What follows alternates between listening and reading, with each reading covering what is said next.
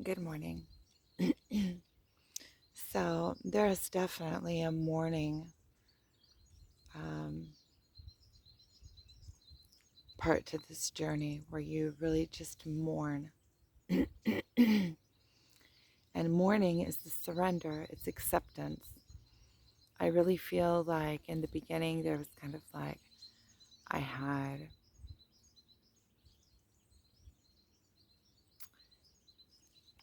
I'm talking in general about the separation. There's like a shock about the separation, and almost like you can't believe it. It's like you don't accept it. It's a denial. And then something comes in and really like puts it in your face for you. And then there is like a release and kind of a knowing, like a tuck. It's kind of like you get to the point of like a release, um, where it's like an acceptance. It's like you're not holding out any expectations anymore. You kind of just accept what is. And then there's like this immense feeling of freedom in the beginning. It's like this understanding and a freedom that comes with it. But now I'm finding that there is coming through like the loss. Okay, so I'm happy for the realization, and I'm happy to feel free, but there's still like a sense of loss. You still have to kind of mourn the loss of everything that you have to let go with it.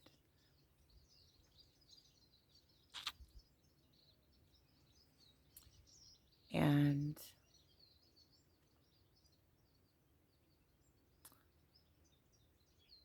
just be happy for all the energetic messages. That telepathic communication is something else. It's something else. Like I was thinking this morning, I've just been kind of in myself, kind of going through this mourning process, and I kind of feel like it's something that need to, in order to get the depths of it, I really just am in solitude to really go deep. But this morning I was thinking about the telepathic communication between us and how it works. Like I can see the dynamics of it. It's like, first of all, I can see that we're one energy and that there's a constant push and pull, back and forth, back and forth, back and forth. And then there's vibrations that are out of sync. When one is doing something energetically, the other one is drawn into that place. So it's like there has to be a perfect dance there. So when one is doing pulling shenanigans in some like energetic field, the other one is all of a sudden pulled in the same way. Like for instance, my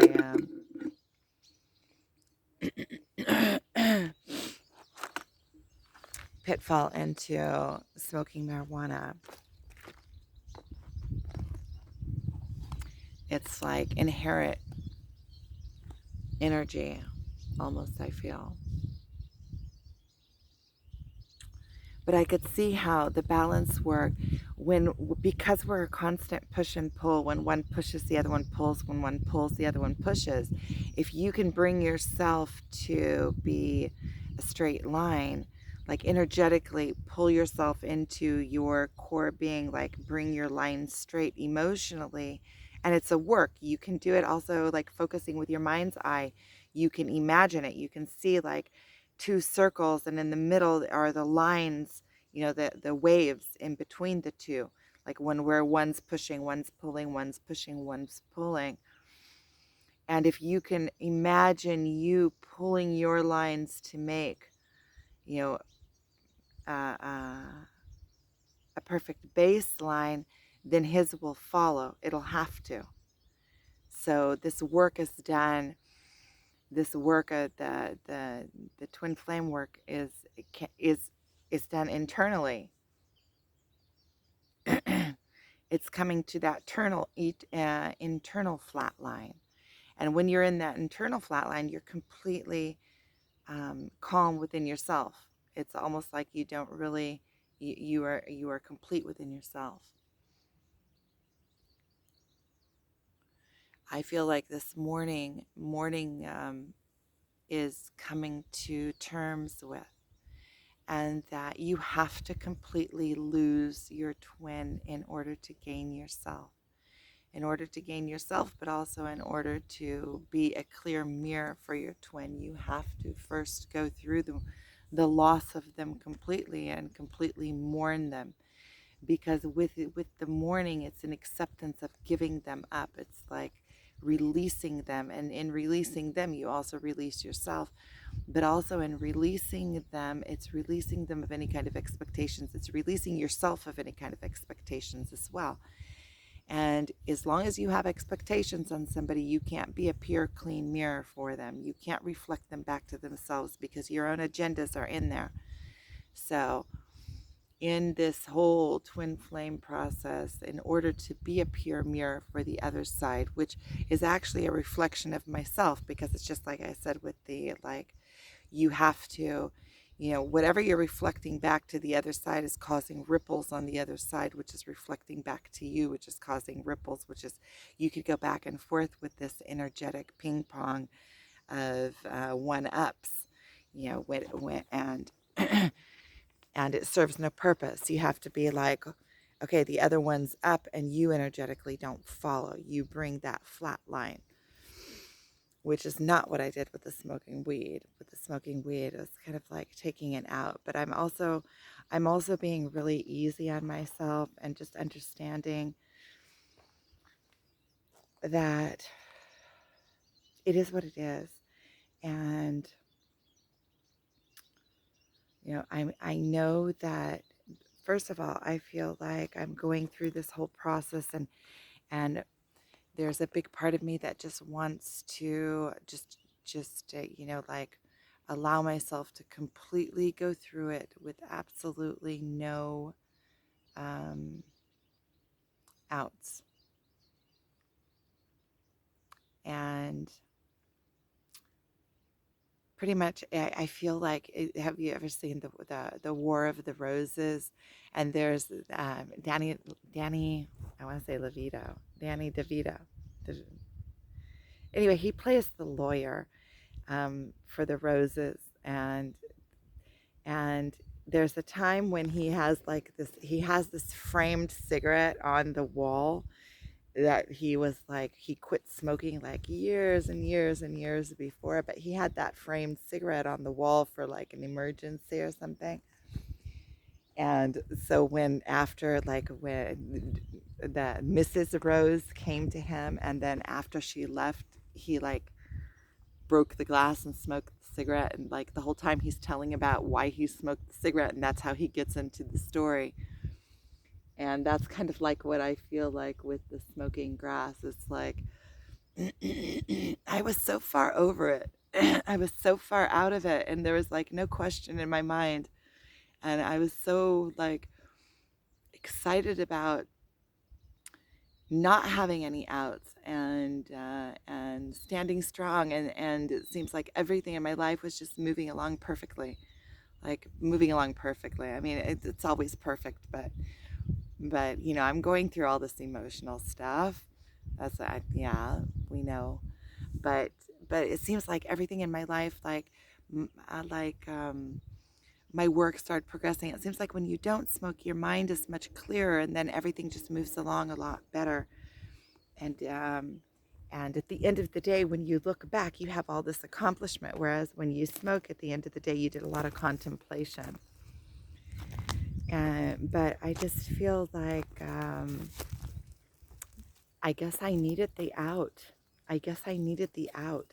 And with the telepathic communication, what I started saying is like, It's like every time you speak with your twin, you're speaking at a whole bunch of different levels and about a whole bunch of different conversations. And an example of this is a conversation that we're having and that we had in Facebook yesterday and today. It's been like really the only contact between us since the other night. And I put up that morning I put up like a shvaganda and like I went out and dug a shvaganda and I put up a post on Facebook with a few pictures of it, like of the shaving and doing the process. And then yesterday morning he wrote to me, he replied to my post, right? This is the next day. Like, good for you. And I saw it yesterday and I couldn't reply to it. It was just like, like, good for you. It's like we're speaking different conversations. He was saying, like, good for you about the ashwagandha root, but when it's coming from him energetically, you're like, good for you. And energetically, it felt like he was talking about the whole situation and how I was taking the whole situation.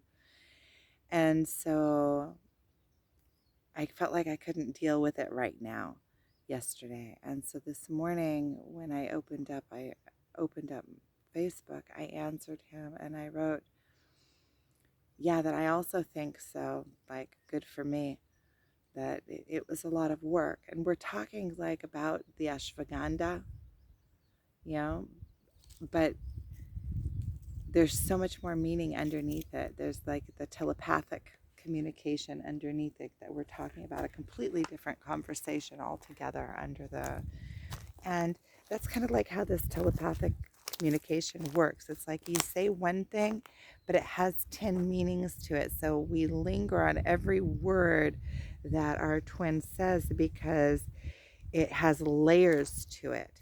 Has layers of all these different conversations that we have going on different levels and different energetic fields.